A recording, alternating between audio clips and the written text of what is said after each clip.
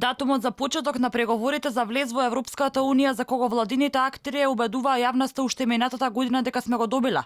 По се изгледа дека бил само датум за евентуален датум, но и тој се уште го нема. По ретирирањето на владата дека можеби нема да го добиеме стартот на преговорите на почетокот на јуни, туку тек на есен. И претседателот на државата Стево Пендаровски вели ако не се случи одлуката во јуни, ќе се случи во јули. Отимало мало поместување на термините заради состанокот на Бундестагот. Постои само една временска рамка која може би германскиот Бундестаг нема да може да ја исполни, за да даде согласност до 21.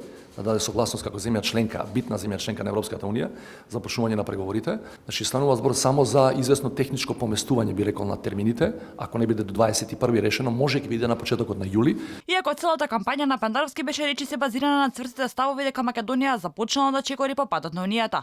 Сепак по изјавата на шефот на државата, со првиот човек на делегацијата на Европската унија, амбасадорот Самуел Богар, Пендаровски истакна додана колебливост, каде истакна дека би било штета и покрај како што били добрите оценки од извештајот, државата да биде само колекционер на добри извештаи.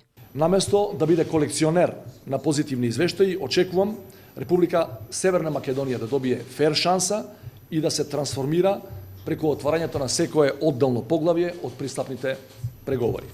Непосредно пред почетокот на референдумската кампања, со фотографија во авион, со кренати палци, насмејани лица, владините функционери убедуваат дека државата веќе добила датум за преговори.